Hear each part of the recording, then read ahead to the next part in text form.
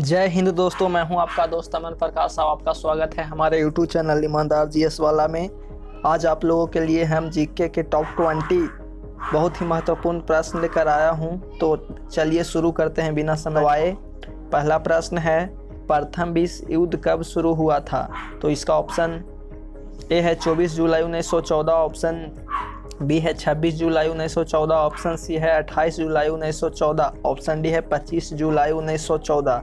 तो इसका जो बिल्कुल सही जवाब होगा दोस्तों वह होगा कि प्रथम विश्व युद्ध 28 जुलाई 1914 यानी कि ऑप्शन नंबर सी बिल्कुल सही जवाब है। अगला प्रश्न है,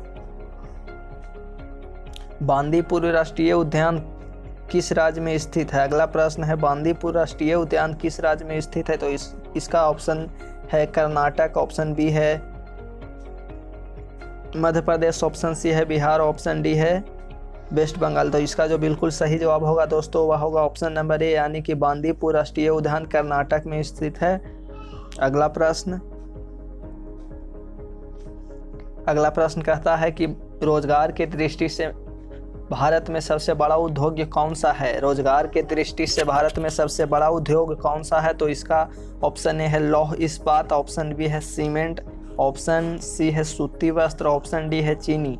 तो इसका जो बिल्कुल सही जवाब होगा दोस्तों वह होगा कि भारत में सबसे बड़ा उद्योग जो है वह है सूती वस्त्र उद्योग, यानी कि भारत में सबसे ज़्यादा सूती वस्त्र का उद्योग डेवलप है। अगला प्रश्न है दोस्तों वह है कि भारत का पीटरबर्ग किस शहर को कहा जाता है? तो इसका जो बिल्कुल सही जवाब होगा दोस्तों वह होगा कि भारत का पीटरबर्ग जमशेदपुर यानी कि जमशेदपुर को कहा जाता है, झारखंड में स्थित है। अगला प्रश्न है, सोने का रेशा किस फसल को कहा जाता है? तो इसका जो बिल्कुल सही जवाब होगा दोस्तों वह होगा कि सोने का रेशा जूट को कहा जाता है, ऑप्शन बी जूट। अगला प्रश्न है दोस्तों, भारत का सबसे लंबा राजमार्ग कौन सा है? तो इसका जो बिल्कुल सही आंसर होगा दोस्तों वह होगा कि भारत का सबसे लंबा राजमार्ग NH-44 यानी कि ऑप्शन सी यानी कि भारत का सबसे लंबा राजमार्ग NH-44 होगा। अगला प्रश्न, सब्जी उगाने की विधि को क्या कहा जाता है? तो इसका जो बिल्कुल सही जवाब होगा दोस्तों कि सब्जी उगाने की विधि को ओलेरी कल्चर कहा जाता है। क्या कहा जाता है? ओलेरी कल्चर। तो ऑप्शन नंबर बी। अगला प्रश्न है, भारत में सर्वोच्च कोटि का संगमरमर कहाँ पाया जाता है? भारत में सर्वोच्च कोटि के संगमरमर कहाँ पाया जाता है दोस्तों? तो इसका जो बिल्कुल सही जवाब होगा वह होगा कि भारत में सर्वोच्च कोटि की संगमरमर मकराना में पाया जाता है। कहाँ? मकाराना में।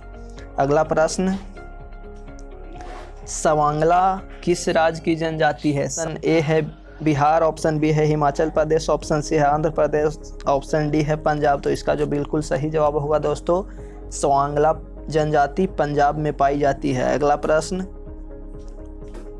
भारत की सबसे बड़ी कृत्रिम झील का क्या नाम है? भारत की सबसे बड़ी कृत्रिम झील का क्या नाम है दोस्तों? तो इसका जो बिल्कुल सही जवाब होगा दोस्तों कि भारत के सबसे बड़ी कृत्रिम झील का नाम गोविंद बल्लभ पंत झील है। कौन सा झील है? गोविंद बल्लभ पंत। आप याद रखिएगा, बहुत ही महत्वपूर्ण प्रश्न है। अगला प्रश्न है, भारत की सबसे बड़ी झील कौन सी है? भारत की सबसे बड़ी झील कौन सी है? तो इसका जो बिल्कुल सही जवाब है दोस्तों वह होगा कि भारत की सबसे बड़ी झील बुल्लर झील को कहा जाता है। कौन सा झील? बुल्लर झील को कहा जाता है। अगला प्रश्न है दोस्तों कि भारत का सबसे ऊंचा जलप्रपात कौन सा है? इसका जो बिल्कुल सही जवाब होगा दोस्तों वह होगा ऑप्शन नंबर ए यानी कि भारत की सबसे ऊंची जलप्रपात जो है हुंडरू है। कौन सा है? हुंडरू है। अगला प्रश्न है, दुनिया के सबसे बड़ा डेल्टा कौन सा है? तो इसका जो बिल्कुल सही जवाब होगा कि दुनिया के सबसे बड़ा डेल्टा गंगा, ये गनेगा लिखा गया है दोस्तों। इसका बिल्कुल सही उच्चारण है गंगा, यानी कि गंगा ब्रह्मपुत्र डेल्टा दुनिया का सबसे बड़ा नदी डेल्टा है। यहाँ प्रश्न है दोस्तों कि दुनिया के सबसे ऊंची सड़क का क्या नाम है? तो इसका जो बिल्कुल सही जवाब होगा दोस्तों ऑप्शन नंबर ए यानी कि दुनिया के सबसे ऊंची सड़क का नाम लेह मनाली है। लेह मनाली जो कि भारत में स्थित है। अगला प्रश्न, बल का सबसे बीजीवाई पारीक नदी कौन सा है, यानी कि जो बिल्कुल सही जवाब होगा दोस्तों वह होगा कि नाइन नदी दुनिया के सबसे व्यस्त नदी है। 17वां प्रश्न, अरब सागर की रानी किसे कहा जाता है दोस्तों? तो इसका जो बिल्कुल सही जवाब होगा कि अरब सागर की रानी ऑप्शन नंबर बी कोचीन को कहा जाता है। किसे कहा जाता है?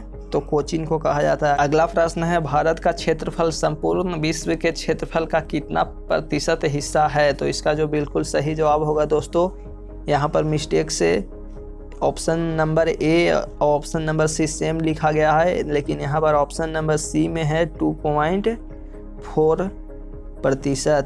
तो इसका जो बिल्कुल सही जवाब होगा दोस्तों वह हो जाएगा ऑप्शन नंबर सी, यानी कि 2.4% में वायुमंडल की आर्द्रता मापने वाली मशीन को क्या कहा जाता है? तो इसका जो बिल्कुल सही जवाब होगा दोस्तों कि वायुमंडल की आर्द्रता मापने वाली मशीन को हाइग्रोमीटर, यानी कि ऑप्शन नंबर बी हाइग्रोमीटर कहा जाता है। दक्षिण ध्रुव पर पहुंचने वाला विश्व का पहला व्यक्ति कौन था? तो इसका जो बिल्कुल सही जवाब है दोस्तों वह होगा कि दक्षिण ध्रुव पर पहुंचने वाला विश्व का पहला व्यक्ति एडमंड सेन था।